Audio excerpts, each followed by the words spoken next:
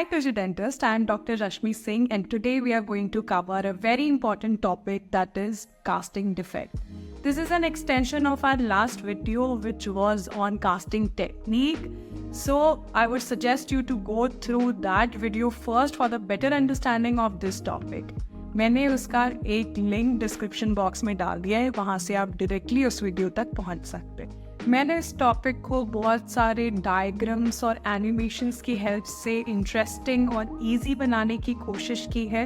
So without any further ado let's dive into it. तो फिर शुरू करते हैं। आज का टॉपिक है casting defect, which is a very very very important topic exam point of view से भी, and it's an extension of our last topic which was casting procedures. Now we have to understand that casting procedure is a very technique sensitive procedure और उसकी mishandling की वजह से ill fitting restorations बनने के chances रहते हैं. And casting defects can happen if there is any discrepancy in any of the steps, right from impression making, cast pouring or wax pattern fabrication, investing और casting procedure. अगर इनमें से किसी भी एक स्टेप में कोई भी डिस्क्रिपेंसी या कमी रह गई तो उसकी वजह से कास्टिंग डिफेक्ट होने के चांसेस होते हैं. So we have classified the casting defects into five major categories, which is dimensional inaccuracy and distortion, second roughness and irregularities or fins, third porosity, which is very important, or porosity itself is a short notes question, and next is contamination and discoloration, and last is incomplete casting and missing detail. So we'll see one by one all of these. First is dimensional inaccuracy and distortion. अब dimensional inaccuracy मतलब ये हुआ कि जो हमने impression लिया, cast बनाया और वैक्स पैटर्न बनाया, हम जैसा कास्ट में बना होता है, जितनी जगह हमने क्रिएट की होती है, उतना वैसे का वैसा हमें कास्टिंग नहीं मिलेगा. That is our first kind of casting defect. हमने उसे तीन चीजों में, तीन क्राइटेरियाज में डिवाइड कर दिए. या तो वो कास्टिंग हमारी जो कैविटी है उससे ज्यादा बड़ी बन जाएगी, या फिर वो हमने जितनी कैविटी प्रिपेयर की थी उससे छोटी कास्टिंग बनेगी, या फिर वो कास्टिंग डिस्टॉर्टेड होगी और वो उस शेप की होगी ही नहीं जो हमने कैविटी प्रिपेयर की है. So first one, too large casting. ठीक है, ये इसका मतलब क्या है कि जितनी हमने कैविटी प्रिपेयर की है उससे बड़ा हमारी कास्टिंग बन गई. अब ये कैसे हो सकता है? This happens because of the excessive mould expansion. मतलब जितना श्रिंकेज नहीं हुआ हमारे अलॉय में, उतना ज्यादा कॉम्पनसेशन, ओवर कॉम्पनसेशन हो गया by the over excessive expansion of our investment material. तो इसकी रेमेडी क्या है? जो टेम्परेचर हम देते हैं for that expansion to happen, that should be correct. And हमने ये चीज इन्वेस्टमेंट वाले चैप्टर में डिटेल में डिस्कस की थी कि कौन से अलॉय के साथ हमें कौन सा इन्वेस्टमेंट मटेरियल यूज करना है.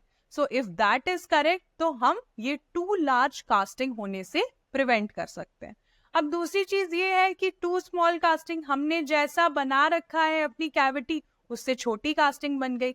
अब ये क्यों होता है? This is due to the inadequate mould expansion. वही चीज उसका उल्टा, वहां पे मोल्ड एक्सपेंशन हमारे अलॉय श्रिंकेज से ज्यादा हो रहा था, ओवर कॉम्पनसेशन हो रहा था. यहाँ पे हमारा जितना अलॉय श्रिंकेज हुआ है उतना हमारा मोल्ड एक्सपैंड हुआ ही नहीं है. उसकी वजह से हमारी कास्टिंग छोटी बनती है. रेमेडी ये होता है कि जो हम टेम्परेचर प्रोवाइड करना चाहिए for a proper required amount of thermal expansion, उतना प्रोवाइड करेंगे तो हमें रिक्वायर्ड अमाउंट ऑफ एक्सपेंशन भी मिलेगा. And third is distorted casting. Distortion जो होती है कास्टिंग में, वो most of the time investment material की वजह से नहीं, वो वैक्स पैटर्न की वजह से होती है. या तो वैक्स पैटर्न के मैनिपुलेशन टाइम पे ही हमने उसमें रेसिडुअल स्ट्रेसेस को इनकॉर्पोरेट कर लिया है ज्यादा, जो कि बाद में वो रिलीज होती है और उसके कारण कास्टिंग में डिस्टॉर्शन क्रिएट करती है. या फिर जो हमारा वैक्स पैटर्न हैंडलिंग है, यानी कि जो हम डाई पे से उठा के उसे हम स्प्रूइंग करते हैं, उसके बाद फिर हम उसमें इन्वेस्टिंग करते हैं, इस प्रोसेस के दौरान उसमें डिस्टॉर्शन हो गए, जिसके कारण ये डिस्टॉर्शन हमारे कास्टिंग में भी रिफ्लेक्ट होगी. This is distorted casting. यही चीज, ये दोनों चीज प्रॉपर मैनिपुलेशन और हैंडलिंग करेंगे वैक्स पैटर्न का, that would be the remedy of it. After this next one is surface roughness and इररेगुलरिटीज. यहाँ पे हमें ये समझने की जरूरत है कि सरफेस रफनेस एंड इररेगुलरिटी सेम चीज नहीं होती है. सरफेस रफनेस क्या होता है? इट्स एन इक्वल इंटरवल पे पूरे सरफेस का पैटर्न डिसाइड कर रहा है, दैट इज सरफेस रफनेस. उसकी हाइट, उसकी width, everything decides the pattern of the surface of the casting. And irregularity का मतलब कि वो एक आइसोलेटेड इम्परफेक्शन है, यानी कहीं से कुछ नोड्यूल या फिर कुछ एक एक्स्ट्रा नोड्यूल की तरह निकला हुआ होता है, that is called the irregularity. Isolated imperfection याद रखना है, that is also called edge fin. So surface roughness के अब बहुत सारे कारण हो सकते हैं. फर्स्ट, कि हमने बहुत ओवरहीट कर दिया है अपने इन्वेस्टमेंट को, ठीक है, जिसकी वजह से इन्वेस्टमेंट में ब्रेक डाउन हो गया है, क्रैक्स आ गए हैं, जिसकी वजह से रफनेस क्रिएट होगा. मतलब रेमेडी इसकी ये होगी कि ओवरहीटिंग नहीं करनी है हमें. सेकंड, एयर बबल हो सकते हैं वैक्स पैटर्न पे. अब हमें ये समझने की जरूरत है कि वैक्स पैटर्न जो होता है वो वाटर रेपेलेंट होता है. अगर आप एक बार करके देखना, वैक्स के ऊपर अगर आपने वाटर डाला तो वो ऐसा नहीं है कि वो वहां पे स्टे कर जाएगा, दैट रिपेल्स इट. इसीलिए वहां पे हमें वो वेटिंग एजेंट यूज करने की जरूरत होती है, ठीक है. Remedy is correct waiting agent. Second, कि अगर हमारे वैक्स पैटर्न पे इरेगुलरिटी होगी तो वो चीज हमारे कास्टिंग पे भी रिफ्लेक्ट होगी, सरफेस रफनेस क्रिएट करेगी. तो हमारी रेमेडी है कि स्मूथ एंड ग्लॉसी सरफेस होना चाहिए पैटर्न का. थर्ड वन जो हमने पढ़ा था इन्वेस्टमेंट टेक्निक में, कि दो तरह से होती है, हैंड इन्वेस्टिंग कर सकते हैं, वैक्यूम इन्वेस्टिंग कर सकते हैं. जिसमें जब हम हैंड इन्वेस्टिंग करते हैं तो उसमें एयर बबल इंट्रैप होने के ज्यादा चांसेस होते हैं compare to vacuum investment technique. तो रेमेडी इज कि हमें वैक्यूम इन्वेस्टमेंट टेक्निक यूज करनी चाहिए. Third cause of roughness is weak surface of the investment. अब हमने देखा है हर जगह, इवन जिप्सम तक में हमने ये पढ़ा था कि जहां पे भी वाटर पाउडर रेशियो यानी the content of water is more, the strength will be less. So वही चीज यहाँ भी है कि too high water powder ratio को अवॉइड करना चाहिए. देन अब हम सरफेस वेटिंग एजेंट तो यूज कर रहे हैं, लेकिन अगर वही जरूरत से ज्यादा वेटिंग एजेंट यूज करेंगे तो उसके आसपास का जो इन्वेस्टमेंट होता है वो डिसॉल्व होने के चांसेस होते हैं. So appropriate amount of wetting agent हमें यूज करना. Fourth is casting pressure. अब कास्टिंग प्रेशर क्या होता है? जो हमने पढ़ा था कि वैक्यूम क्रिएट होता है, एंड दूसरी चीज सेंट्रीफ्यूगल, जो स्प्रिंग बाउंड सेंट्रीफ्यूगल फोर्स लगता है, दैट क्रिएट्स अ प्रेशर, जिसके कारण हमारा मोल्टन मेटल फोर्स करते हैं हम मोल्ड के अंदर. वो जो होता है उसके कारण भी अगर बहुत ज्यादा कास्टिंग प्रेशर हमने अप्लाई कर दिया तो उसके वजह से सरफेस रफनेस होने के चांसेस होते हैं. And last is impact of molten metal. मतलब कि जैसे मोल्टन मेटल स्प्रू से अंदर की तरफ आ रहा है, वो जिस सरफेस पे गिर रहा है, सबसे पहला पॉइंट ऑफ कांटेक्ट हो रहा है, वहां पे वो एक फोर्स, एक इम्पैक्ट क्रिएट कर रहा है on the mould, and that can be avoided, that impact can be avoided by appropriately attaching right direction of the sprue and right location of the sprue attachment, जो कि हमने last video में detail में पढ़ लिया है. 45 degrees पे attach करना चाहिए और greatest bulk of the wax pattern पे हमारे स्प्रूज अटैच होने चाहिए. नेक्स्ट इज सरफेस इररेगुलरिटीज यानी फिन्स और फ्लैशेस. अब फिन्स कैसे बनते हैं? जब हम बर्नआउट करते हैं और वैक्स निकल जाता है तो उस बर्नआउट टेम्परेचर के कारण, कई बार टू रैपिड हीटिंग के कारण, हमारे इन्वेस्टमेंट में भी क्रैक्स आ जाते हैं. अब ये इन्वेस्टमेंट में क्रैक्स आ गए, जब हम मोल्टन मेटल उसमें फिल करते हैं तो वो मोल्टन मेटल हमारे मोल्ड के अलावा इन क्रैक्स में भी फ्लो कर जाता है, जिसकी वजह से वो नोड्यूल्स लाइक स्ट्रक्चर क्रिएट करता है, जिसे फिन्स या फ्लैशेस भी कहते हैं. So cause is due to the crack of the investment, and remedy to rapid heating को हम अवॉइड करेंगे ड्यूरिंग द वैक्स एलिमिनेशन या burn out procedure. This looks like something like this on our casting. Next defect is porosity. Porosity is very important for your exams. ये अपने में ही एक short notes question होता है. So porosity could be internal also, could be external also. अब internal porosity जो होती है, जो internal surface पे होती है, that could make the casting weak. अब वीक कास्टिंग हो गई उस, और सेकेंड इज माइक्रो लीकेज, मतलब there is some amount of micro leakage discrepancy present between the restoration and the tooth structure। उसके कारण जो बीच में जगह क्रिएट होती है वहां से माइक्रो लीकेज होने के चांसेस होते हैं। अब इस जगह पे धीरे धीरे फूड लॉजमेंट होगा और उसके कारण that could lead to secondary caries as well. Second is external porosity, जो कि हमारे बाहर कास्टिंग के अपर बाहर आउटर सरफेस पे प्रेजेंट होता है, that could make the surface of the casting rough and that could also lead to discoloration of the casting. Clear? Next is classification of porosity. This is very important. So we have classified porosity into two types of defect. First is solidification defect and trapped gas defect. Solidification में localized shrinkage porosity, suckback porosity and microporosity आती है, and trapped gases में pinhole porosity, gas inclusion, subsurface porosity and back pressure porosity आती है। अब localized shrinkage porosity and suckback porosity हमने last video में भी पढ़ा है। अगर आपने वो वीडियो देखा है तो आपको ये समझने में बहुत इजी होगा। So let's start with the solidification defect and the first defect is localized shrinkage porosity। अब मैंने एक फॉर्मेट को फॉलो किया है, मैंने हर एक पोरोसिटी में वो होता क्यों है उसका एक स्कीमेटिक डायग्राम, जिससे कि वो डायग्राम आप एग्जाम में बना पाए, फिर उसकी रेमेडी क्या है, वो कहाँ पे होता है और वो एक्चुअल कास्टिंग पे कैसे दिखता है, सो दैट आपको एग्जैक्टली आप विजुअलाइज कर पाए कि कास्टिंग में कैसे आता है ये पोरोसिटी, कैसा दिखता है। तो ये सेम चीजें cause, remedy, location, schematic diagram and actual diagram, ये चीजें मैंने हर एक पोरोसिटी में डिस्कस की है। So let's start with the localised shrinkage porosity. जैसे कि हमने पहले भी देखा था पिछले वाले वीडियो में कि लोकलाइज्ड श्रिंकेज पोरोसिटी जो होती है that is because of the premature termination of the flow of the molten metal during solidification. अब इसका क्या मतलब हुआ? इसका मतलब ये हुआ कि जब मोल्टन मेटल, ठीक है, हमने वैक्स पैटर्न लगाया, उस पे स्प्रूइंग की और उसमें हमारा मोल्टन मेटल अंदर आ गया, पूरा फिल कर दिया।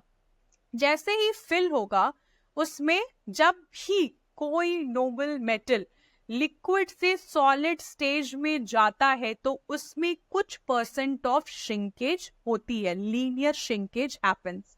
तो जैसे ही वो सॉलिडिफाई होने लगेगा उसमें कुछ अमाउंट ऑफ श्रिंकेज होगा, उस श्रिंकेज के कारण कुछ पोरोसिटीज क्रिएट होंगी, कुछ जगह क्रिएट होगी। अब ये जगह जो होती है, अब अगर हमारे पास और मोल्टन मेटल आ रहा होता तो ये जगह फिल हो जाती, लेकिन अगर हमने रिजर्वॉयर अटैच ही नहीं किया है और रिजर्वॉयर में हमारा extra storage of molten metal है ही नहीं, तो कहाँ से आएगा एक्स्ट्रा वहां पे फिल करने के लिए मोल्टन मेटल? तो इस तरह से वो लोकलाइज्ड श्रिंकेज पोरोसिटी कॉज करता है। अब वही चीज है कि प्री मैच्योर टर्मिनेशन, मतलब कि मोल्ड को फिल होने के पहले ही हमारा टर्मिनेशन हो चुका है सॉलिडिफिकेशन के बाद, ठीक है, during the solidification, sorry. Next कहाँ पे होता है ये? मोस्टली फिटिंग सरफेस पे होता है, ठीक है। दिस फिटिंग सरफेस जो है ना हमारा, this happens on the fitting surface of the wax pattern in the near the sprue area। अब रेमेडी क्या है? अब प्रीमेच्योर टर्मिनेशन मैंने जैसे अभी समझाया कि मोल्टन मेटल अंदर आ रहा है और वो अगर स्प्रू का molten metal and the wax mould का मोल्टन मेटल अगर सेम टाइम पे सॉलिडिफाई हो जाता है तो एक्स्ट्रा आने के तो सारे रास्ते बंद हो गए, तो वहां पे उस श्रिंकेज के कारण लोकलाइज्ड श्रिंकेज पोरोसिटी होगा। वहीं पे अगर स्प्रू का डायमेंशन, ठीक है, हमने प्रॉपर रखा है और स्प्रू में हमने एक रिजर्वॉयर बनाया है जिसमें सारी जगह का सॉलिडिफिकेशन होने के बाद लास्ट में वो सॉलिडिफाई होता है, ताकि जो भी श्रिंकेज वगैरह कॉज हुआ है वहां पे वो एक्स्ट्रा मोल्टन मेटल को सप्लाई कर सके। इसलिए रेमेडी में हम एक इसको ओवरकम करने के लिए रिजर्वॉयर लगाएंगे to get that extra molten metal to fill this porosity, and second जो मोल्ड और मेटल का टेम्परेचर डिफरेंस होता है उसको कम रखेंगे ताकि हमारा श्रिंकेज भी कम हो। और ये इस तरह से under surface of the casting में नजर आता है। ठीक है, सो हमने देख लिया कॉज, वो कहाँ पे होता है, कैसे होता है, उसकी रेमेडी क्या है और वो दिखता कैसा है। नेक्स्ट इज सक बैक पोरोसिटी। अब हमने सक बैक पोरोसिटी भी लास्ट वीडियो में बहुत डिटेल में देखा था। उसमें क्या होता है, हम वही वैक्स पैटर्न को स्प्रू करते हैं, उसमें वैक्स अंदर आता है और अगर हमने उसे 90 डिग्रीज पे या फिर बहुत ही थिन डायमीटर का स्प्रू लगाया है तो वो एक पार्ट पे जाके इम्पिंच करेगा और वहां पे एक हॉट स्पॉट बना लेगा। हॉट स्पॉट क्या होता है, एक localised pool of molten metal होता है जो कि सारी कास्टिंग के सॉलिडिफाई होने के बाद लास्ट में सॉलिडिफाई होता है। ठीक है, तो मेटल अंदर आया, वहां पे एक पूल बना लिया, बाकी पूरा फिल हो गया, फिल होने के बाद बाकी जगह पूरी तरह से सॉलिडिफाई हो गया and hot spot will be the last surface to solidify. So सारा सॉलिड होने के बाद जब ये लास्ट में सॉलिड होता है तो वहां पे वो इट सक्स बैक और वहां पे एक बड़ी सी पोरोसिटी क्रिएट कर देता है on the inner surface of the casting. So this happens in exactly the same area जैसे लोकलाइज श्रिंकेज पोरोसिटी होती थी। And suck back porosity is also a type of a localized shrinkage porosity only। ठीक है, सो ये होता वही है, बस ये एक pool of the molten metal यानी हॉट स्पॉट के कारण वो जो सरफेस है वो सक बैक पीछे की तरफ खिंच जाता है, इसीलिए उसको सक बैक पोरोसिटी कहते हैं। ठीक है, it occurs in the interior of the crown near the sprue area exactly like the localised shrinkage porosity. अब इसकी रेमेडी क्या होती है, एक तो कि जो जहां से हमारा मेटल आ रहा है वहां की जो point of the screw attachment उसको फ्लेयर कर दें, थोड़ा सा उसको चौड़ा कर दें। फिर प्रॉपर अटैचमेंट, अब उसको 90 डिग्रीज पे नहीं लगाना, हमें 45 डिग्रीज पे लगाना ताकि वो एक जगह पे ना गिरे, वहां हॉट स्पॉट ना क्रिएट करे।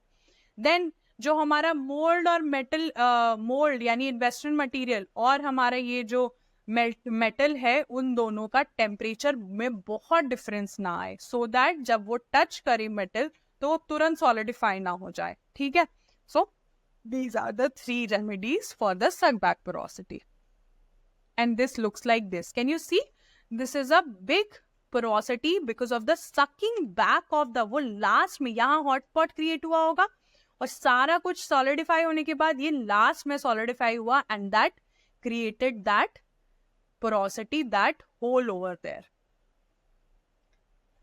Next is micro porosity। micro porosity क्या होता है ना कि अगर हमने मेटल को अप्रोप्रिएट टेम्परेचर तक हीट ही नहीं किया, ठीक है, और हमने उसको फोर्स कर दिया हमारे मोल्ड में, तो उससे क्या होगा, रैपिड सॉलिडिफिकेशन हो जाएगा। पूरी जगह फिल होने के पहले ही वो जहां जाएगा, ठीक है, अंदर गया और फिल पूरी जगह फ्लो करने के पहले ही वो सॉलिडिफाई हो जाएगा।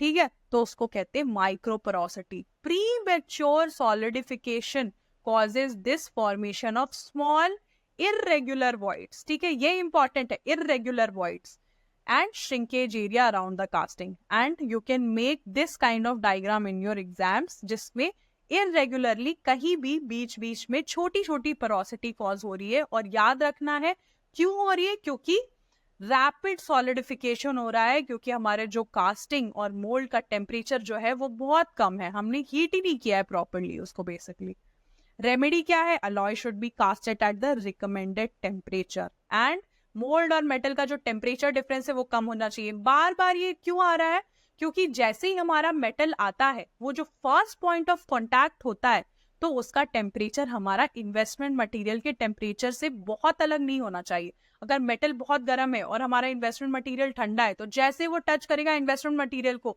वो एक सरफेस जो है जो टच हो रहा है इन्वेस्टमेंट मटेरियल के साथ वो सॉलिडिफाई पहले हो जाएगा। यही जो डिस्क्रिपेंसी कॉज हो जाएगी, पहले हो गया सॉलिडिफाई, एक बाद में हुआ, उन दोनों के बीच में पोरोसिटी क्रिएट होगी। इसीलिए अगेन एंड अगेन हम रेमेडी में ये पढ़ रहे हैं कि जो मोल्ड और मेटल का टेम्परेचर है वो डिफरेंस बहुत ज्यादा नहीं होना चाहिए, उसको कम करना है।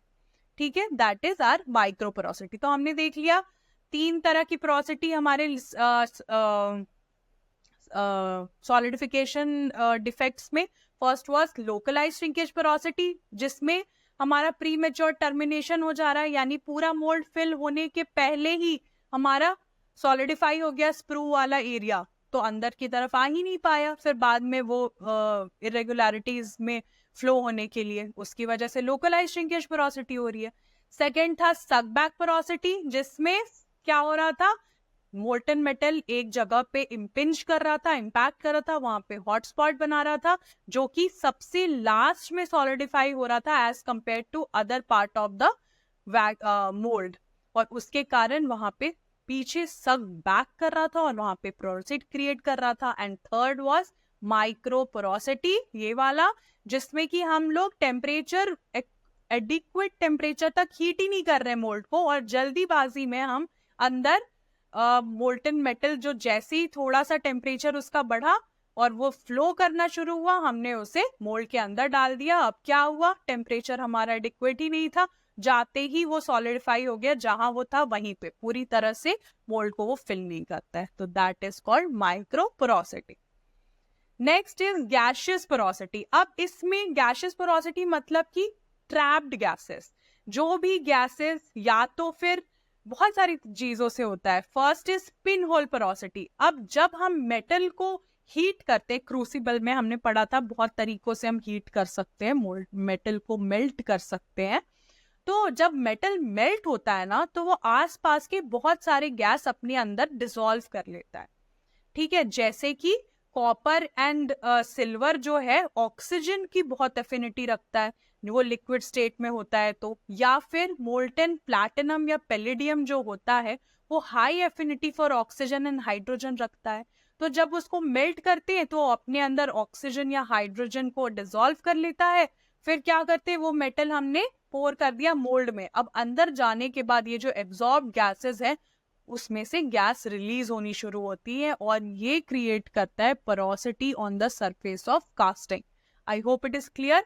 मेटल में कुछ गैसेस डिसॉल्व हो रही हैं, वो अंदर जाने के बाद रिलीज हो रही हैं, and that gives rise to spherical voids, that is called as pin hole porosity.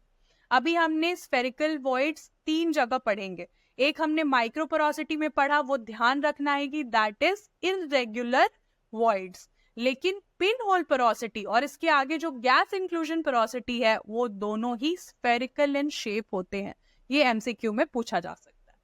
Pin hole porosity और गैस इंक्लूजन पोरोसिटी में सिर्फ इतना सा डिफरेंस होता है कि pin hole porosity is smaller in size, whereas the gas inclusion porosity is bigger in size, ठीक है।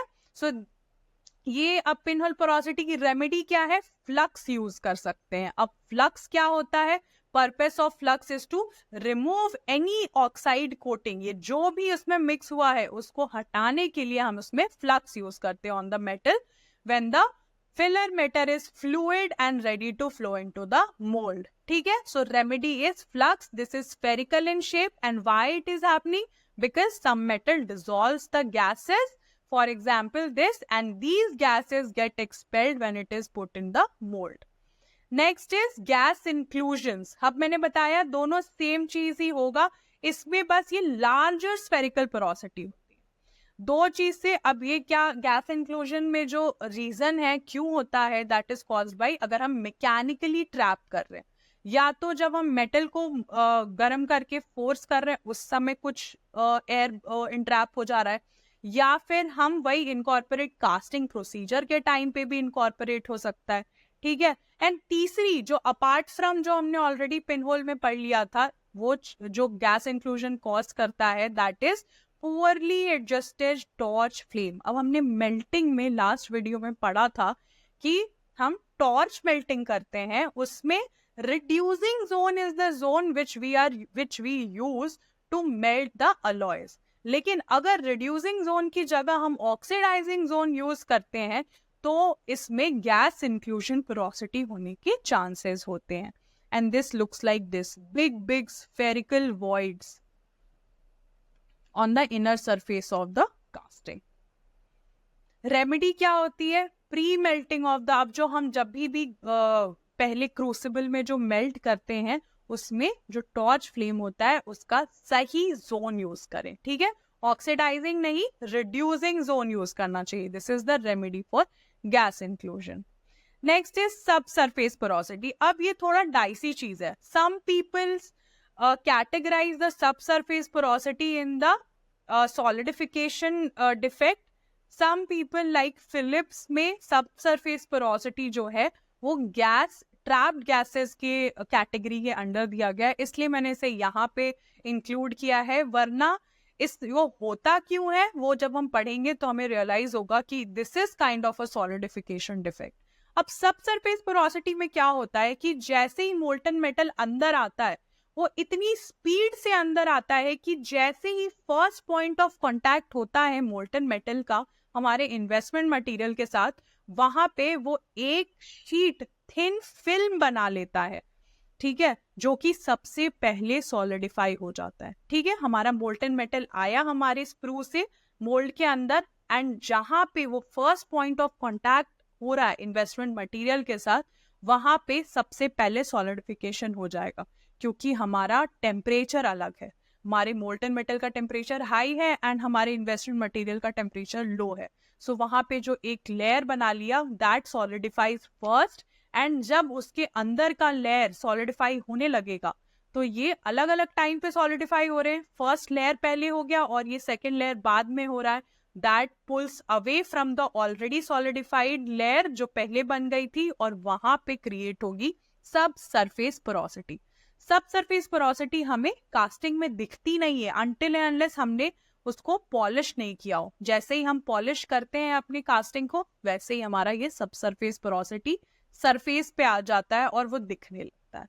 I hope it is clear. Caused by rapid entry of the molten metal into the mould, and molten metal forms a thin solidified skin as it contacts the investment wall. अब क्या हुआ, as this metal below the solidified skin, अब ये एक skin तो बन गई लेकिन अब वो पहले हो गया, लेकिन बाद वाले जो लेयर्स हैं वो भी तो सॉलिडिफाई होंगे. अब ये बाद में सॉलिडिफाई होते हैं तो ये दोनों अलग हो जाते हैं लेयर, और उनके बीच में हमारी सब सरफेस पोरोसिटी क्रिएट होती है. occurs just below the surface of the casting as well as sprue में भी हो सकती है, पिन में भी हो सकती है, एंड sprue पिन में भी हो सकती है, एंड रिजर्वॉयर में भी हो सकती है. रेमेडी क्या है, अब हम अगर रेट ऑफ जो मोल्टन मेटल जिस रेट से वो अंदर आ रहा है उसको कंट्रोल करना, और दूसरी चीज मोल्ड एंड मेटल का टेम्परेचर बहुत अलग नहीं होना चाहिए. एक तो अगर धीरे धीरे आएगा तो वो किसी एक सरफेस पे नहीं जाएगा. दूसरी चीज कि अगर मोल्ड का टेम्परेचर और मेटल का टेम्परेचर में बहुत गैप नहीं है तो जो फर्स्ट पॉइंट ऑफ कांटेक्ट है तो वो तुरंत से सॉलिडिफाई नहीं होगा. ठीक है, सारे लेयर्स ऑलमोस्ट एक ही टाइम पे सॉलिडिफाई होंगे, और हेंस वी कैन प्रिवेंट सब surface porosity from happening. Last is back pressure porosity. Back pressure porosity हम इससे समझ सकते हैं कि हमने इन्वेस्टमेंट मटेरियल की प्रॉपर्टी में पढ़ा था कि दो प्रॉपर्टी इन्वेस्टमेंट मटेरियल की बहुत इंपॉर्टेंट है. एक तो श्रिंकेज कॉम्पनसेट करने के लिए एक्सपेंशन वाली प्रॉपर्टी, एंड दूसरा कि वो इन्वेस्टमेंट मटेरियल पोरस होना चाहिए, है ना, उसमें कुछ पोरोसिटीज होनी चाहिए सो दैट जो भी अंदर एयर और गैसेस रिलीज हो रही है वो बाहर की तरफ उसे एस्केप हो सके वो गैसेस. अब बैक प्रेशर पोरोसिटी में क्या होता है, it is due to the inability of the, अब अगर ये जो एयर इंट्रैप हुआ है वो मोल्ड के बाहर निकल ही नहीं पा रहा है ना, तो inability of the air in the mould to escape through the investment pores, also the sprue pins as the metal solidify. ठीक है, अगर यही गैस इंट्रैप हो गया और बाहर नहीं निकल पा रहा है क्योंकि इन्वेस्टमेंट पोरस ही नहीं है, तो बैक प्रेशर पोरोसिटी कॉज करेगा. दिस पोरोसिटी, अब इस पोरोसिटी के कारण क्या होता है, gives rise to these rounded margins and irregular large voids on the internal as well as the external surface of the inlay and crowns. ठीक है, I hope it is clear. It is caused due to the inability of the air in the mold to escape during the solidification. क्या होता है, यहाँ पे कुछ gases जो है, यहाँ पे बबल अपना जो गैस है अब यहाँ पे इंट्रैप्ड है. जब मेटल अंदर आया तो वो वहां तक पहुंच ही नहीं पाया क्योंकि यहाँ पे ऑलरेडी गैस प्रेजेंट है ना. तो बैक प्रेशर इसीलिए कहते हैं क्योंकि ये जो इंट्रैप्ड गैस है वो वहां पे प्रेशर, बैक प्रेशर दे रही है और मेटल को वहां तक पहुंचने ही नहीं दे रही है. ठीक है, अब मेटल अगर वहां तक पहुंच ही नहीं पा रहा है तो हमारी जो कास्टिंग बनेगी वो भी शॉर्ट होगी और ऐसे राउंडेड बनेगी. ठीक है, सो जहां जहां पे भी ट्रैप्ड गैसेस है वहां पे इस तरह की बैक प्रेशर पोरोसिटी दिखेगी। I hope it is clear. हमने कितनी तरह की ट्रैप्ड गैसेस पोरोसिटी देखी, पहले pin hole and gas inclusion देखा। दोनों में क्या था कि मेटल में कुछ अमाउंट ऑफ ऑक्सीजन या हाइड्रोजन इंट्रैप हो जाता है, जो कि मोल्ड के अंदर जाने के बाद रिलीज होता है, और वो रिलीज जो होता है उसके कारण पोरोसिटी क्रिएट होती है। डिफरेंस ये था कि पिन होल पोरोसिटी छोटी होती है और गैस इंक्लूजन पोरोसिटी बड़ी होती है। ठीक है, नेक्स्ट हमने सब सरफेस पोरोसिटी पढ़ा। उसमें क्या पढ़ा, जैसे ही वो टच होता है फर्स्ट लेयर सॉलिडिफाई हो जाती है, जब सेकेंड अंदर वाली लेयर सॉलिडिफाई होती है तो वो दोनों पुल अपार्ट हो जाती है, और उन दोनों के बीच में जो जगह क्रिएट होती है उसको कहते हैं हमारी सब surface porosity. And fourth and the last one was back pressure porosity, जिसमें कि अगर हमारा जो गैस और एयर बाहर निकल नहीं पाया क्योंकि इन्वेस्टमेंट मटेरियल में वो पोरस ही नहीं है और ट्रैप हो गया, तो उस वजह से ये जैसे दिख रहा है बैक प्रेशर पोरोसिटी क्रिएट होती है कास्टिंग पे, that is in the large regular void and rounded margins. ठीक है, this concludes our porosity. Remedy क्या है बैक प्रेशर पोरोसिटी की? एक तो कि हमें सफिशिएंट कास्टिंग फोर्स लगाना है। फोर्स यानी जो हम centrifugal force and the vacuum create कर रहे हैं वो प्रॉपर होनी चाहिए। अगर वो प्रॉपर है, अगर हम proper casting pressure and force लगा रहे हैं तो उसके कारण वो वेंटिंग ऑफ द गैस प्रॉपर हो जाएगी, वो जो गैस अंदर इंट्रैप्ड है वो निकल जाएगी, वैक्यूम क्रिएट करेंगे, है ना, वो सही होना चाहिए। देन इन्वेस्टमेंट पोरस होना चाहिए ऑफ कोर्स। देन वही चीज हमने जो पढ़ा था बर्नआउट के टाइम पे कि अगर हमने लो हीट टेक्निक यूज की है डी वैक्सिंग और बर्नआउट के लिए, तो कुछ वैक्स रेसिड्यूज हमारे इन्वेस्टमेंट मटेरियल के पोर्स को क्लॉग कर देते हैं और हमें गैस बाहर ही नहीं निकलने देते। तो वो ध्यान रखना है, उस एलिमिनेशन ऑफ पूरी तरह से जो भी वैक्स रेसिड्यूज है उसको एलिमिनेट करके भी हम बैक प्रेशर पोरोसिटी को प्रिवेंट कर सकते हैं। फिर 6 mm से ज्यादा दूर नहीं रखना है हमारे वैक्स पैटर्न को। हमने पढ़ा था कि वैक्स पैटर्न को जो रिंग होती है उसके एंड से 6 mm अवे रखा जाता है। Why? Because that allows the escape of gases during the burnout procedure and also prevents, जब वो मेटल इम्पैक्ट डालता है ना मोल्ड पे तो वो क्रैक से भी प्रिवेंट करता है, इसीलिए दैट 6 mm, उससे ज्यादा भी नहीं उससे कम भी नहीं। Next is sufficient casting and mould temperature होना चाहिए। ठीक है, इसका मतलब कि कास्टिंग के टाइम पे मोल्ड का टेम्परेचर और मेटल का टेम्परेचर, एक तो कि उसमें बहुत ज्यादा डिफरेंस नहीं होना चाहिए, और दूसरी चीज कि कास्टिंग के टाइम पे जो temperature of the metal and alloy होता है वो इतना होना चाहिए कि वो पूरे हर एक डिटेल्स एंड सरफेस में फ्लो हो सके। देन फास्ट कूलिंग की वजह से इंट्रैपमेंट ऑफ गैसेस होने के चांसेस है, तो रेमेडी ये है कि हमें कूलिंग भी ग्रेजुअल करनी है। नेक्स्ट इज हमें वेंटिंग और गैस निकालने के लिए एक मेजर स्क्रू होता है, स्क्रू जो हम लगाते हैं, उसके अलावा कुछ ऑक्सिलरी स्क्रूज और वेंट्स भी लगाने चाहिए, जिसके वजह से हमारा, जैसे ये दिख रहा है हमें, ये हमारा स्क्रू है जहां से बर्नआउट हुआ और हमारा मेटल अंदर आया। एक हम अलग से ऑक्सिलरी स्क्रू भी लगाते हैं just for the venting of these gases. ठीक है, जिससे कि हम बैक प्रेशर पोरोसिटी को प्रिवेंट कर सकते हैं। ठीक है, clear? That concludes our porosity. Next is contamination and discoloration. अब कॉन्टैमिनेशन एंड डिस्कलरेशन क्यों होता है? सरफेस डिस्कलरेशन और रफनेस दोनों बेसिकली आपको याद रखना है सल्फर कॉन्टैमिनेशन के कारण होता है। अब सल्फर कॉन्टैमिनेशन होगा कौन से प्रोसेस के टाइम पे? Contamination could be due to oxidation. अब हम अगर अलॉय को हीट कर रहे हैं, ओवर हीटिंग करने के कारण भी उसमें ऑक्सीडेशन हो जाता है अलॉय में और सल्फर कंटामिनेशन हो जाता है। Next is use of high sulphur content, यानी oxidising zone of torch flame को यूज करने से भी सल्फर कंटामिनेशन होने के चांसेस होते हैं। ठीक है, and next one investment breakdown. जब हम बहुत ज्यादा टेम्परेचर देते हैं एंड रैपिड टेम्परेचर इंक्रीज करते हैं तो इन्वेस्टमेंट में जो ब्रेकडाउन होता है उसके कारण भी सल्फर रिलीज होता है, उससे भी सल्फर कंटामिनेशन होता है। So this sulfur contamination could be due to oxidation by overheating of alloy, use of high sulfur content यानी oxidizing zone, and third is investment breakdown at elevated temperatures. ठीक है. अब जो इंटरैक्शन होता है ये मोल्टन मेटल का sulphur के साथ, उसकी वजह से एक ब्लैक और ग्रे लेयर बन जाती है on the surface of alloys and casting, जो कि पिकलिंग से भी हटाना मुश्किल होता है. ठीक है. So this is our discoloration and contamination. ठीक है. So discoloration is because of the oxidizing, the contamination of the from the sulfur. It could be due to these three reasons. And उसकी वजह से एक लेयर बन जाती है black and grey colour की, which is very difficult to clean from the pickling.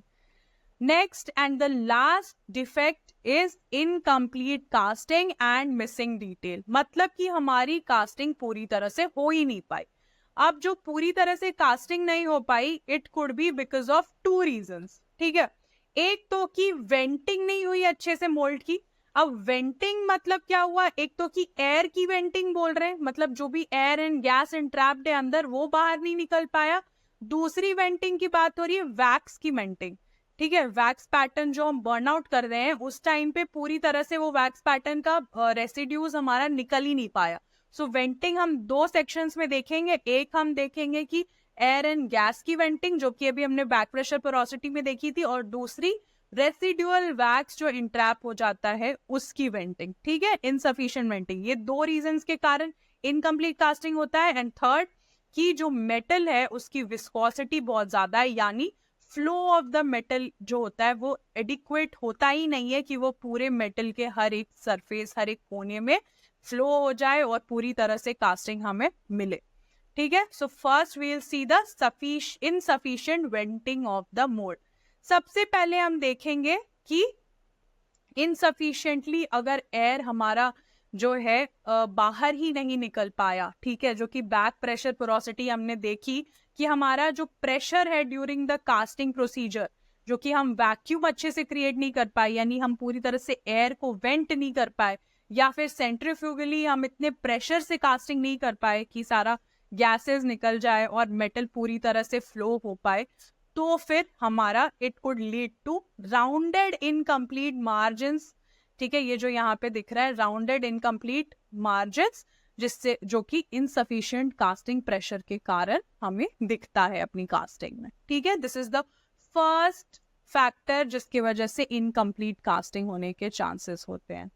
Next is incomplete elimination of wax residues from the mould. पहले हमने एयर एंड गैसेस देख लिया बैक प्रेशर वाले रीजन की वजह से, and second is wax residues from the mould.